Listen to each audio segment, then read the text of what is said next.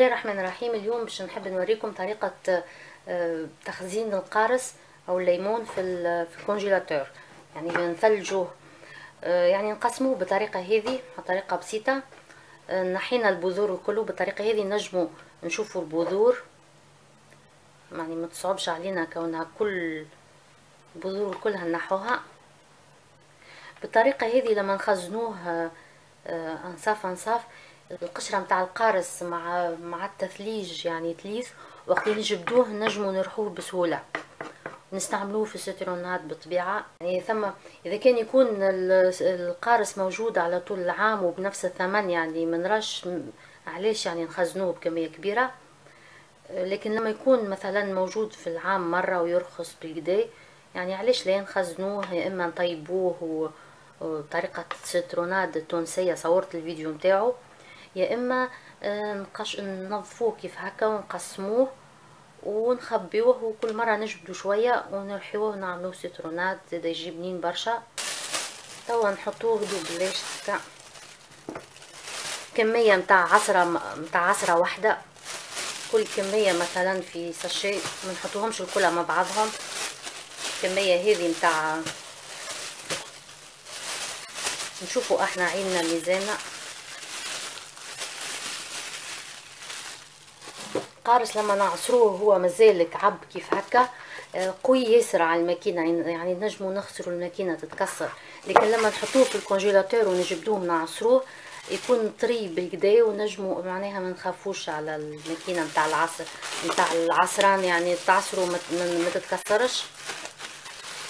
هكاك نعملوا كميات بالحجم هذا ونحطوهم في الكونجيلاتور، ووقت الحاجة نجبدو ساشي ونرحوها ونضيفوا لها السكر والماء ونتحصلوا على عصير معناها روعة.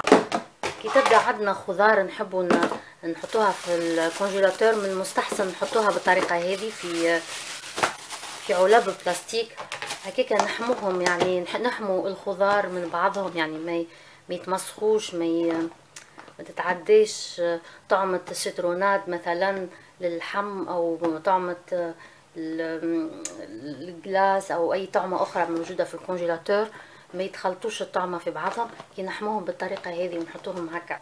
توا عندي مجموعة متاع طماطم فاضلة عليا الاسبوع هذايا، نجم يعني ونخاف هكا لا تفسد، كيفاش نجم نستحفظ عليها في الكونجيلاتور ونستعملها مثلا الاسبوع الجاي ولا الاسبوع اللي بعده.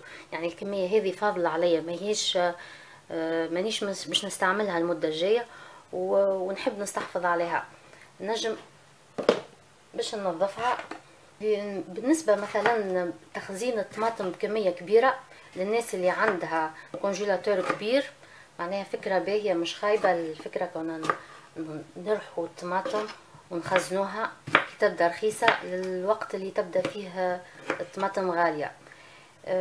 لكن لازمنا نخمو، معناها مش لازم نشرو كونجيلاتور كبير باش نخزنوا فيه الطماطم، يعني هكاك يعني نجو باش نقتصدوا نخسروا برشا ضوء للحكايه. يعني ماهيش طماطم، تخزين الطماطم بطريقه التشييح انا ننصحكم بها برشا، يعني باهيه. اول حاجه ما تستاهلش يعني كونك تشري كونجيلاتور وتخزنها فيه، وثاني حاجه يعني الطماطم الشريحه ولا الطماطم الشايحه فيها فيتامينات، الفيتامينات بتاعها تعلى بسبب اشعه الشمس. هذاك علاش يعني الطماطم الشريحه ياسر غاليه في بعض البلدان، يعني الثمن متاعها يوصل 10 مرات ثمن الطماطم الفرشكه، نظرا لقيمتها الغذائيه اللي تكتسبها من اشعه الشمس. يعني تثليج الطماطم هو فقط للضروره، كونك يعني الطقس بارد ما تنجمش تشيحه وعندك كميه باش تفسد وتحتاجها الاسبوع الجاي، كونك تخبيها في الكونجيلاتور يعني مده حد الى حين استعمالها. نجموا نخزنوها الطماطم بالطريقه هذه، نجموا نخزنوها الطماطم بالطريقه هذه، نحطوها هكا ونجموا زيدا نرحوها. توا باش نرحي الطماطم، الرحاه هذه نجموا نستعملوها لما تكون، نجموا نرحو حاجه بالرحاه هذه لما تكون سائله شويه ولا طريه شويه، ما نجموش نرحوها تبدا حاجة قوية برشا.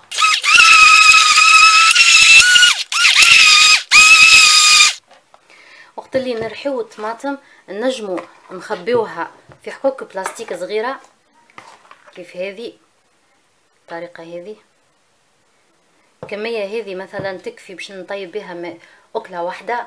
نجبدها قبل بسويعتين أو بنصف نهار ونثلجها بالطريقة هذه، ونهار الاستعمال نجبدها ونذوبها قبل بساعتين وتكون سهل برشا استعمالها. أو نحطوها هكا في البلاستيك بالطريقة هذه وتوا نربطوها. عند الاستعمال نجبدوها مثلجة ونحطوها ديريكت في الماكلة، فقط نقطعوا البلاستيك، يعني مش لازم نذوبوها، والا يعني مش شرط كوننا نذوبوها، واللي يحب يذوب ما ثم حتى مشكلة. بالطريقة هذه نجمو يعني نخزنوا الطماطم اللي زايدة علينا الأسبوع الجاي ولا الأسبوع اللي بعده. يعني لما تكون كمية معناها صغيرة. لما تكون كمية كبيرة ثم طرق أخرى لتخزين الطماطم، يعني ثم تشيح الطماطم، ثم يعني نعملوا منها طماطم ونسقطروها. وما ننصحش بزيادة المصبرات يعني على خاطرها ماهيش صحية، لكن الطريقة هذه متاع الكونجيلاتور أو التشييح طريقة صحية 100%، يعني ما فيهاش حتى شك. لكن طريقة زيادة المصبرات بصراحة ما ننصحش بها بالكل. إلى اللقاء في الفيديو القادم إن شاء الله. باي باي.